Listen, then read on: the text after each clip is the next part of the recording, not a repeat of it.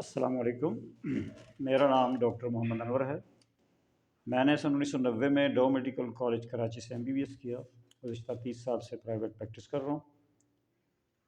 दोस्तों, मैं इस प्रैक्टिस के दौरान डेली तकरीबन बहुत से ऐसे पेशेंट से मिलता हूँ जो ओवरवेट होते हैं, और वो अक्सर ये शिकायत करते नज़र आते हैं कि डॉक्टर साहब, हमारा वज़न बहुत बढ़ गया है।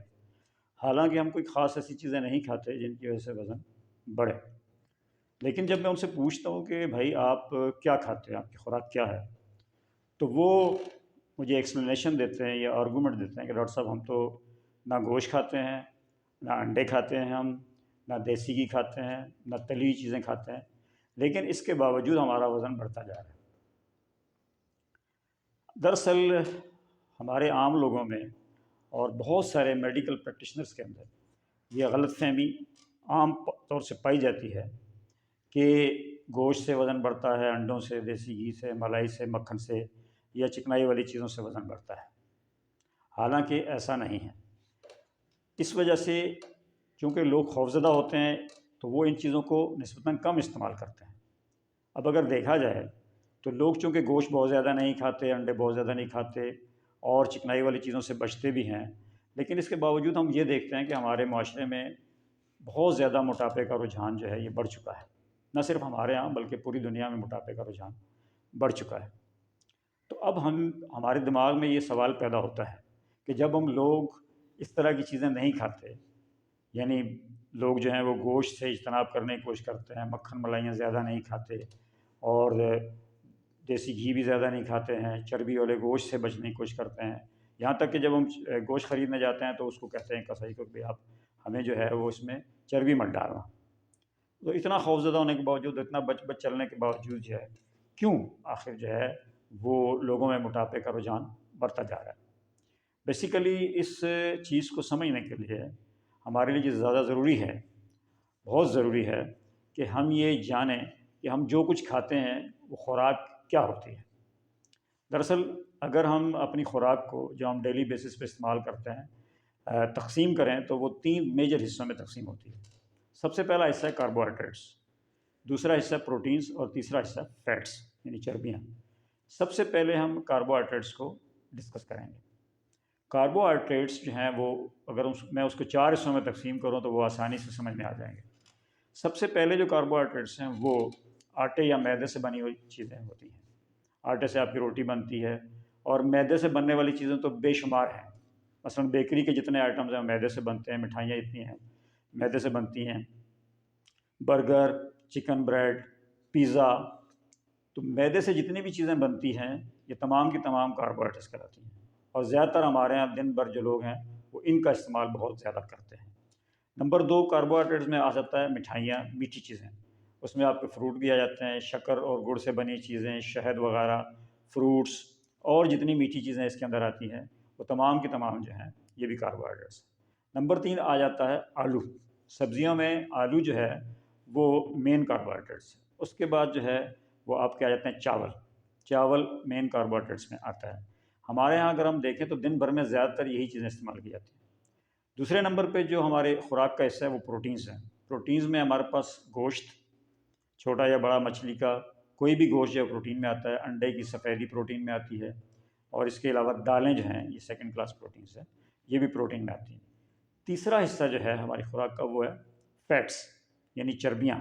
इसमें देसी घी, मक्खन, मलाई और जितने ऑयल्स जो हैं जिनमें हम जो है खाना पकाते हैं ये आते हैं, और अंडे की जर्दी जो है ये भी जो है वो फैट्स के अंदर आती है।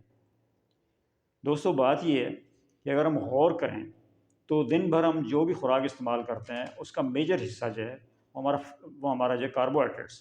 अगर हम देखें तो हम दिन भर ज़्यादातर रोटी, चावल, आलू, मीठी अशिया, बर्गर, कोल्ड ड्रिंक, जूसेस वगैरह ये ज़्यादा इस्तेमाल करते हैं। अब सवाल ये पैदा होता है कि जब लोग जो हैं वो कार्बोहाइड्रेट का इस्तेमाल ज़्यादा कर रहे हैं और फैट्स बहुत कम ले रहे हैं और जनाब प्रोटीन भी कम ले रहे हैं, तो उसके बावजूद जो है ये मोटापे का जो रुझान हमारे माशरे में, क्या पूरी दुनिया में, ज़्यादा क्यों बढ़ता जा रहा है।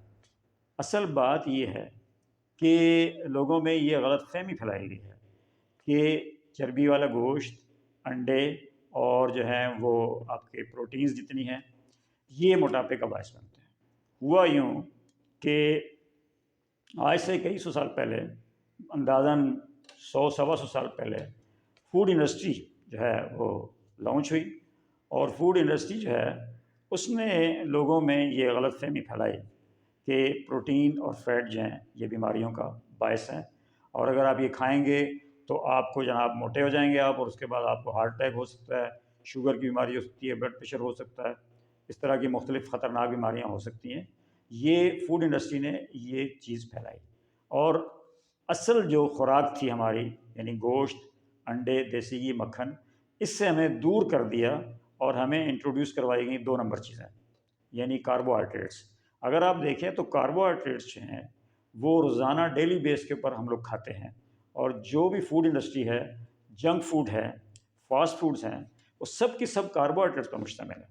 آج کل لوگ جو ہیں، بچے خاص طور سے آلو کے چپس کھا رہے ہوتے ہیں، اور لوگ برگر اور پیپسیز کا استعمال، پیزا کا رواج بہت زیادہ ہو گیا ہے، چکن برگر وغیرہ ساری چیزیں، چکن بریڈ، یہ ساری چیزیں جن میں میدا استعمال ہوتا ہے، آلو چاول استعمال ہوتے ہیں، بریانی لوگ بہت شوق سے کھاتے ہیں، یہ سب کاربوہائیڈریٹس ہیں۔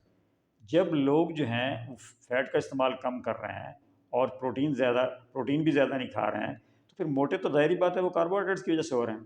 اصل بات یہ ہے کہ فوڈ انڈسٹری جو ہے وہ یہ چاہتی تھی کہ ہم ایسی چیزیں بنائیں جو مزیدار بھی ہوں اور جلد ہضم بھی ہوں۔ اگر آپ دیکھیں تو کاربوہائیڈریٹس جتنا بھی فوڈ انڈسٹری بنا رہی ہے یہ تمام ریفائنڈ کاربوہائیڈریٹ سے بناتی ہے، اور ریفائنڈ کاربوہائیڈریٹ جو اگر آپ نے استعمال کیا، مثلا برگر کھایا، پیپسی پی، 2 گھنٹے میں ہضم ہو جاتی ہے، پھر آپ کو بھوک لگتی ہے۔ تو اس طریقے سے فوڈ انڈسٹری کا بزنس تو چلتا رہتا ہے، لیکن لوگ جو ہیں اس وجہ سے، ان کے ٹیسٹ کی وجہ سے، ان کے خوشبو کی وجہ سے، اور ان کے آؤٹ لک بہت اچھے ہوتے ہیں ان کے، اس کی وجہ سے لوگ ان کو بہت زیادہ پسند کرتے ہیں اور ایکسیسو اماؤنٹ میں اس کو استعمال کرتے ہیں۔ ہوتا یوں ہے کہ جب بھی کاربوہائیڈریٹ آپ زیادہ مقدار میں استعمال کریں گے تو کاربوہائیڈریٹ جتنے بھی ہیں ان کی اینڈ پروڈکٹ جو ہوتی ہے وہ گلوکوز یا شکر ہوتی ہے، یعنی یہ جسم میں پہنچتے ہی شکر میں تبدیل ہو جاتا ہے۔ تو جتنی ضرورت ہوتی ہے ہمارے جسم کو شکر کی، کیونکہ شکر ہمارے زندہ رہنے کے لیے ضروری ہے، لیکن اس کی ایک لمٹ ہے، جتنی ضرورت ہوتی ہے اتنی ہماری باڈی استعمال کر لیتی ہے، اور باقی جو فالتو شکر ہوتی ہے اس کو ہمارا جسم جو ہے وہ جگر کی مدد سے چربی میں تبدیل کرتا ہے، اور یہ چربی ہمارے جسم کے اندر داخل ہونے کے بعد ہمارے فیٹ ریزروائرز کے اندر اضافہ کرتی ہے، یعنی وہ جسم کے حصے جہاں چربی جمع ہو جاتی ہے، مثلا گردن کے پیچھے، پیٹ پہ، کولوں پہ، ان جگہوں پہ یہ چربی جمع ہوتی ہے، اور لوگ جو ہیں وہ پھر موٹے ہوتے چلے جاتے ہیں۔ تو بیسک چیز جو ہے وہ یہ سمجھنے کی ضرورت ہے ہمیں کہ ہمیں فیٹ اور پروٹین سے ڈرنے کی ضرورت نہیں ہے، یہی لوگ ہم شروع سے کھاتے آئے ہیں، اور لوگوں کو صحت مند رہتے تھے، بیماریاں اتنی عام نہیں تھیں۔ تو ہمیں جو بچنے کی ضرورت ہے وہ کاربوہائیڈریٹس ہے۔ یہ کاربوہائیڈریٹس ہمارے جسم میں شوگر میں تبدیل ہونے کے بعد فیٹ میں کیسے تبدیل ہوتے ہیں یہ میں کسی اور لیکچر میں تفصیل سے بتاؤں گا۔ اگر آپ کو میرا لیکچر پسند آیا ہو تو اس کو لائک کر دیں، اور سبسکرائب کر دیں میرے چینل کو، اور بیل آئیکن کے بٹن کو دبا دیں، اور میں سمجھتا ہوں کہ انشاءاللہ تعالی میرے لیکچرز جو ہیں وہ آپ کے علم میں بھی اضافہ کریں گے اور آپ کو بیماریوں سے بھی بچائیں گے۔ بہت شکریہ، تھینک یو ویری مچ۔